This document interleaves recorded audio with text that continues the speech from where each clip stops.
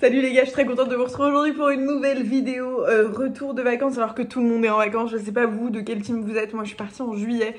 Je vous ai partagé d'ailleurs sur Insta, etc. mon petit voyage, j'en ai parti 3 semaines en Malaisie, c'était trop chouette. Et là on est revenu et les garçons eux sont repartis dans le sud. Moi je suis restée pour bosser, je bosse donc. Mais je vais quand même les rejoindre, je vais faire du TT la semaine prochaine, il y a 3 jours de boulot et 2 jours off. Donc je vais faire du TT depuis Cannes, donc je vais préparer mes petites affaires. La maison est en bordel. Je vous explique un peu ma vibe. Je m'étais dit waouh, je vais être toute seule à la maison pendant genre quasi un mois parce que j'avais pas prévu d'aller les rejoindre à la base. Sauf qu'en vrai, un mois c'est impossible, c'est beaucoup trop sans voir mon fils. Et j'étais déprimée au possible, genre ils sont partis, ça fait même pas une semaine, ils sont partis à 6 jours. Et le vendredi quand ils sont partis, j'étais en mode, je passais la journée à bosser dans mon lit, j'étais triste, c'était horrible. Le vendredi soir ça a commencé et hop, j'étais en mode, salut j'ai 18 ans et je fais n'importe quoi, enfin je fais n'importe quoi. Je dors pas. Donc là on est jeudi et je pense honnêtement qu'en quasi une semaine je dois avoir 20 heures de sommeil. Au grand max.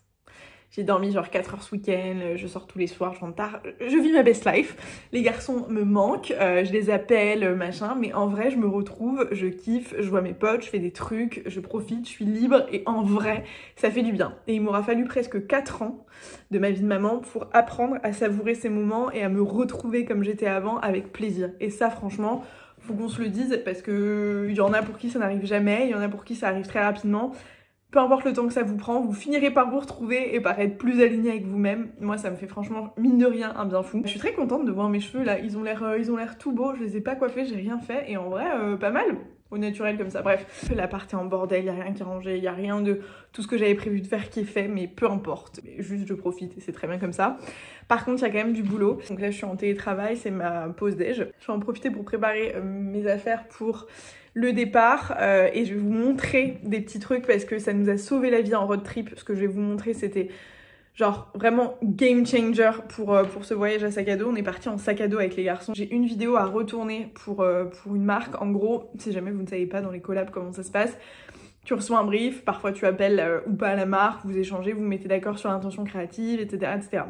Tu tournes, tu envoies la vidéo et souvent il y a des allers-retours. Il faut changer ça, il faut changer ci. Sauf que quand tu tournes genre face cam, en one shot, des trucs comme ça, et que par exemple tu dis un truc, une tournure de phrase ou un machin qui est pas adapté ou qui est... Je sais pas, genre surtout dans le domaine de la cosmétique, tu vas avoir des trucs où c'est vraiment très précis, où tu peux pas dire une connerie. Tu peux pas dire expert de la peau alors que c'est expert du collagène de la peau. Enfin tu vois, il y a des trucs, des tournures de phrases qui sont légalement un peu tricky. Donc du coup quand c'est comme ça, en vrai, tu dois juste tout retourner puisque tu peux pas juste rajouter un truc puisque t'es pas habillé pareil, c'est pas le même fond, c'est pas... C'est des détails, mais voilà, si jamais vous vous demandez, donc là moi je vais retourner une vidéo pour une collab. Après, je vais faire des petites photos parce que j'ai un trop chouette concours à vous poster sur Insta avec la marque Texto de chaussures que j'adore, genre depuis 3 ans je pense, été-hiver. Je passe une commande et je refais mon stock de chaussures et franchement je trouve que c'est pépite. Et après, alors je sais pas si vous êtes à Paris ou pas pendant les JO, mais c'est de folie. Genre vraiment il y a ce truc aussi, genre l'énergie à Paris est incroyable. Je pense que j'ai jamais vu Paris comme ça, c'est trop un kiff. Surtout après la période qu'on a traversée en mode le mois de juin avec j'ai envie de dire les aléas politiques, enfin tout ce qui s'est passé c'était chaotique. Donc là ça nous fait une espèce de parenthèse enchantée. Je pense qu'on va prendre cher à la rentrée, genre vraiment en mode... Ça c'est la vraie vie, mais ça fait du bien en attendant, les gens sont de bonne humeur, c'est trop cool. Moi je suis allée voir quelques épreuves, là cet après-midi je retourne, enfin fin d'après-midi je retourne à la fan zone pour aller voir le match de basket. Et j'y suis allée quasi tous les jours et c'était trop cool, il y a une trop bonne ambiance, enfin, franchement c'est un kiff. Paris au mois d'août déjà c'est un kiff, mais alors là particulièrement je trouve que c'est trop stylé. Bref, je suis allée faire mon petit sac, il n'y a pas de lumière dans cet appart, c'est une catastrophe. Mais j'ai honte, l'état de mon appart. J'ai l'impression d'être une adolescente dans sa chambre, sauf que c'est du coup à l'échelle de mon appart. Donc j'ai trouvé des trucs qui sont hyper pratiques pour le voyage. Je vais commencer par cette trousse de toilette qui est life changer parce qu'elle ne prend pas de place. Genre vraiment, je trouve que même si tu la remplis de ouf, elle prendra pas de place.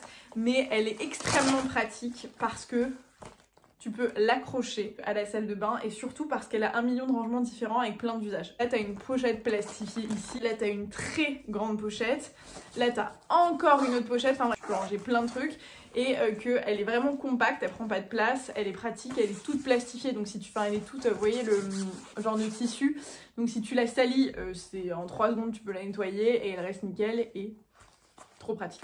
Le truc qui nous a vraiment simplifier la life pendant le road trip. Donc si jamais vous prévoyez un road trip à sac à dos ou juste un voyage quelconque, même en valise, ça change la vie. On a pris pour Roman et pour moi, donc on a pris un set de gris et un set de rose, vous avez d'autres couleurs.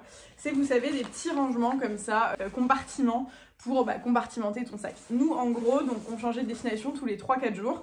Et donc, on était à sac à dos et en réalité, t'as pas le temps et surtout t'as pas l'énergie. En vrai, tu le fais pas de à chaque fois que t'arrives dans une destination, prendre toutes tes affaires, les ranger, machin. Non, tu laisses tout dans ton sac et juste tu cherches et ça peut vite être le bordel. Bah, avec ça, en gros, genre... Typiquement, là je savais que j'allais mettre toutes mes affaires de plage, genre maillot de bain, paréo, robe de plage, etc. Donc quand j'avais besoin de quelque chose, j'allais piocher là-dedans. Ça allait être pour mes vêtements de jour, les pantalons, les robes, enfin, en mode pour sortir. Ça allait être pour mes sous-vêtements. Ça allait être pour mes culottes de règles. Enfin, tu vois, genre, il y avait vraiment, c'était compartimenté. Du coup, c'était toujours bien rangé. Donc, même quand, tu vois, on prenait le car à 6h du matin et qu'il fallait qu'on parte de l'appart à 4h et que t'es en mode, ah merde, j'ai pas fini de ranger mon sac, ça prend 3 secondes en vrai. Enfin, genre, vraiment... Ça nous a changé le voyage. Genre je regrette par exemple quand je suis partie en Australie de pas avoir eu ça parce que ça aurait vraiment fait la diff. Mais même pour les valises, honnêtement, c'est trop bien, trop pratique. Quand je voyage, je prends toujours des bijoux avec moi, surtout en été, je trouve que c'est un peu le truc qui fait tout. Et donc il y a plein de petites boîtes à bijoux sur Temu, notamment celle-ci qui est très pratique.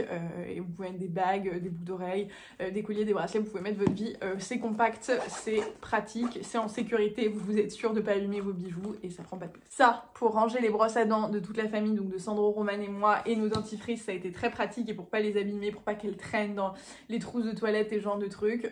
Boîte de rangement, pareil, elle se lave très facilement, pratique. Dernier truc, alors ça pas que pour le voyage, mais en vrai pour le voyage c'était pratique.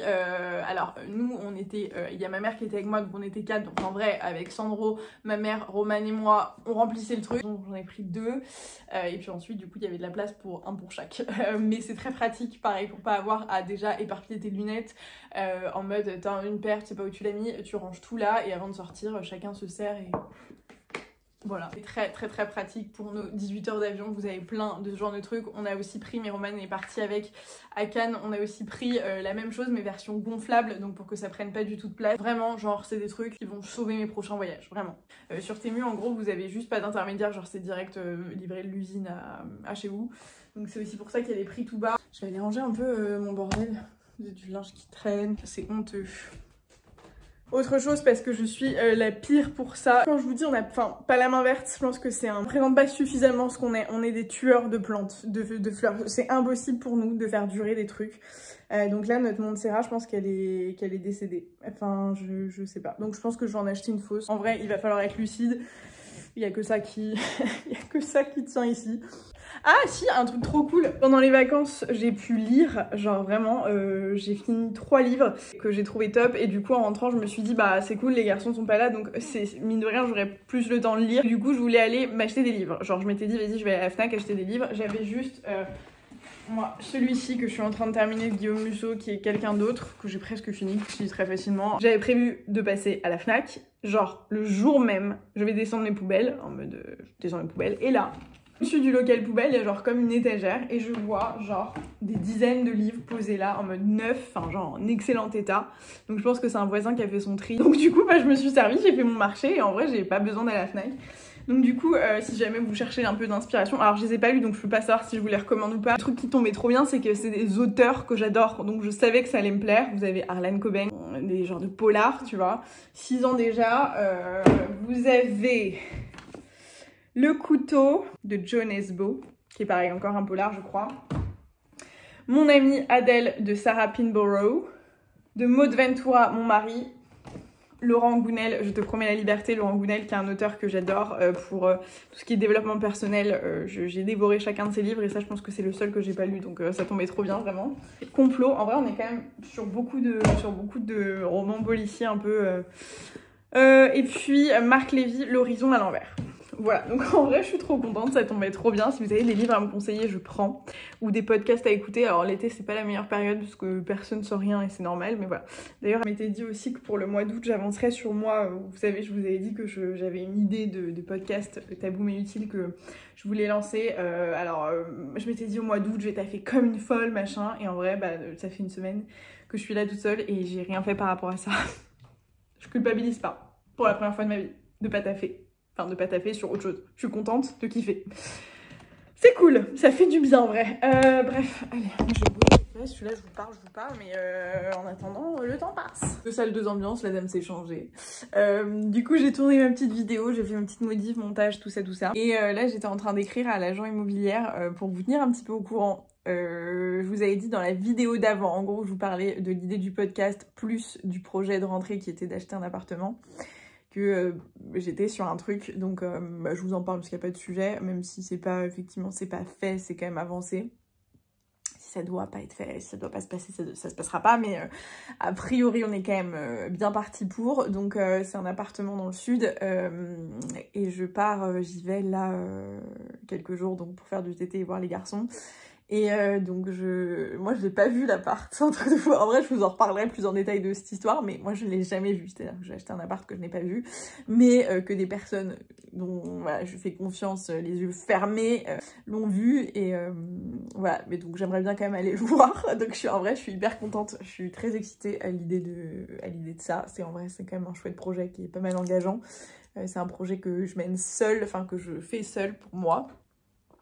Enfin pour moi, pour ma famille, mais que je fais seule, voilà, que je finance seule et que tout ça, donc en vrai c'était quand même, ouais, faut se le dire, en vrai c'est une belle fierté, c'est cool, enfin si jamais ça peut être possible, c'est quand même très stylé, donc je vous tiendrai au courant, mais ça serait bien cool. Là, il y a un soleil de fou à Paris, je suis très frustrée d'être enfermée à la maison, mais on peut pas tout avoir, donc je vais arrêter de vous raconter ma life et commencer, je suis en train, genre, je sais pas vous, mais quand, tu sais, quand t'es pressée, quand tu sais que t'as mis...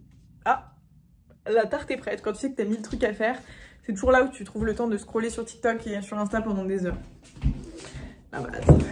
Picard est mon meilleur ami, je me suis juste fait une petite tarte, celle-ci elle est incroyable, je sais pas si vous la connaissez. C'est la tarte courgette fromage de chèvre, c'est une tuerie, à chaque fois j'en fais un stock pour quand j'ai la flemme de préparer à manger, c'est-à-dire tout le temps. C'est un délire, donc là je vais manger devant un petit épisode de Love is Blind UK, parce que ça a recommencé. Il y avait aussi Love is Blind Mexique. Ça me fait rire, enfin ça me fait rire. Ah, il y avait un autre livre d'ailleurs, en plus, de Musso toujours. Mais celui-là, je crois que je l'ai lu, mais comme je sais plus, je l'ai quand même pris. Au pire, j'irai le remettre dans le local poubelle. C'est La jeune fille et la nuit, de Musso. Je pense que je suis parée pour les lectures. C'est ma nouvelle résolution de la rentrée, en mode, à partir de maintenant, j'aimerais me lire au moins un livre par, je vais dire par semaine, c'est présomptueux, un livre par mois. En mode le soir, au lieu d'être en train de regarder un film ou en train de scroller sur TikTok ou être en train de travailler, j'aimerais me dire je vais me lire, je sais pas, 10 pages d'un livre, et je pense que ça fait du bien à l'esprit et surtout ça te met en condition pour dormir. Donc c'est ma nouvelle résolution.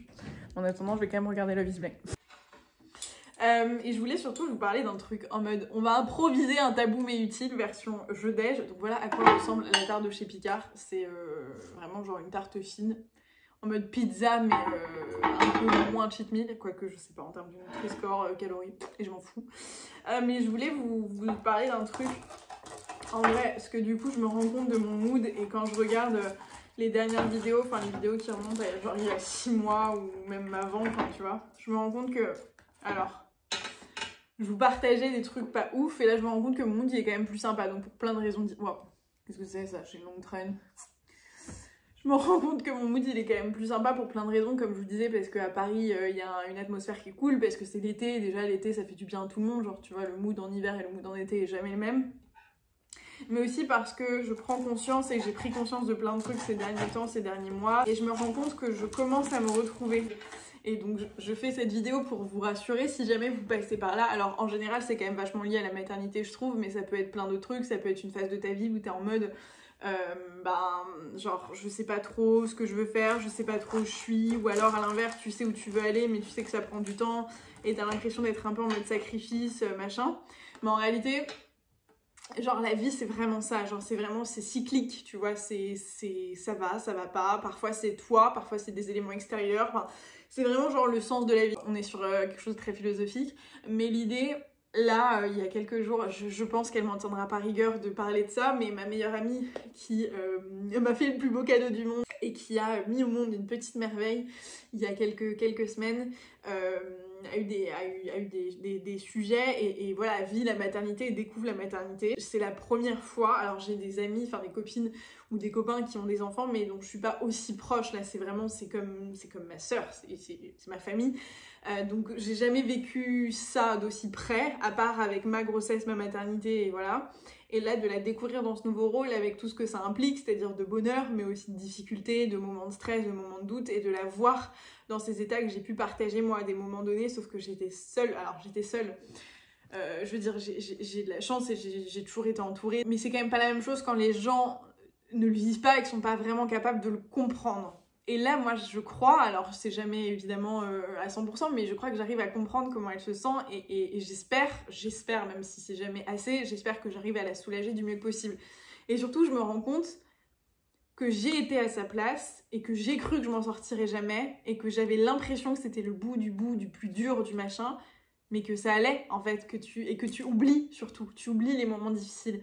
Donc c'est le cas pour la maternité, mais c'est le cas pour plein de trucs, tu vois, par rapport par exemple au décès de mon papa, parfois j'oublie à quel point ça a été difficile sur le moment, à quel point les mois qui ont suivi ont été chaotiques, j'oublie parfois même qu'il est décédé, j'oublie plein de trucs, j'oublie tout ce qui m'a fait mal, j'oublie pour me concentrer sur des trucs cool. Et même la maternité, on a vécu des trucs pas simples avec Sandro, notamment par rapport au sommeil, par rapport au fait qu'on était seuls, par rapport à plein de trucs. Ça a été difficile, j'ai vécu des moments où vraiment je me suis dit mais pourquoi ? Genre je vais jamais y arriver. Et en fait ça va, et encore aujourd'hui, là je vous dis ça va, et là la semaine que je vais passer avec lui et son papa en vacances, et ben il y a des moments forcément comme dans la vie courante et dans la vie de tous les jours quand on est avec lui où je me dis mais je vais jamais y arriver, c'est trop difficile, pourquoi il est comme ça, pourquoi il fait ci, pourquoi il arrive pas à ça, pourquoi moi j'y arrive pas, machin. Et l'heure d'après, j'oublie. Je pense que c'est complexe de relativiser quand on vit quelque chose. C'est hyper compliqué de prendre du recul et de se dire ok, là je vis un truc hyper dur, mais ça va. Jamais t'es en train de le vivre, le fait de l'entendre de la part de quelqu'un d'autre, peut-être que ça va semer cette petite graine qui fera que tu arriveras à traverser cette épreuve avec plus de douceur parce que tu te diras que ça va passer. Franchement, ça va passer, tout passe. Je sens que je franchis un cap, je sens que je suis alignée maintenant, alors qu'avant j'étais alignée avec la mère que j'étais. Maintenant je sens que je commence à comprendre qu'il faut que je sois alignée avec la femme que je suis et plus seulement avec la mère que je suis devenue. Et alors le chemin est long, hein, je pense vraiment, je sais pas encore qui je suis dans ce nouveau rôle, je sais pas encore la place que je veux donner à tout, je sais pas encore dans quelle direction je vais aller, comment, pourquoi, quel équilibre, mais je comprends ce dont j'ai besoin. Et rien que ça, je trouve que c'est, enfin en tout cas pour moi qui ai passé quasiment ces 3 dernières années et demie à pas me poser ces questions à juste titre, et franchement si c'était à refaire je le referais de la même façon, à vivre quasi exclusivement que pour mon fils, maintenant je comprends qu'il faut que je fasse ma place aussi pour que je sois contente, heureuse, épanouie et que je lui montre le bon exemple, en vrai, juste ça, tu vois, que je lui montre l'exemple d'une femme accomplie, libre, heureuse et qui se donne les moyens d'eux et pas juste d'une maman. Aussi pour ça, in fine, que tu vois, ce temps que j'ai seule, je me rends compte aussi de ça. Et c'est pour ça que c'est précieux, parce qu'en fait je suis dans un jus où je me rends pas compte, t'es au quotidien, t'es machin, donc ça va aussi pour toutes les situations, juste de prendre, alors là moi c'est particulier, c'est quelques jours, même quelques semaines, mais prendre même 1 heure, 2 heures dans ta journée, dans ta semaine, seule, pour te poser ces questions, réfléchir et juste être là avec toi-même. Je pense que c'est hyper important pour tout le monde et dans toutes les circonstances et dans tous les cas de figure. Sur mes vidéos, il y a toujours un moment psychologie, un moment réflexion, séance de psy, c'est un truc de fou. Je vous en supplie, allez goûter, vous m'en direz des nouvelles. Sur ce, je vais vous laisser, je vais vous être infidèle et je vais aller regarder un petit Love is Blind. Je vous fais plein de gros bisous et je vous retrouve dans un prochain épisode du Point Philo.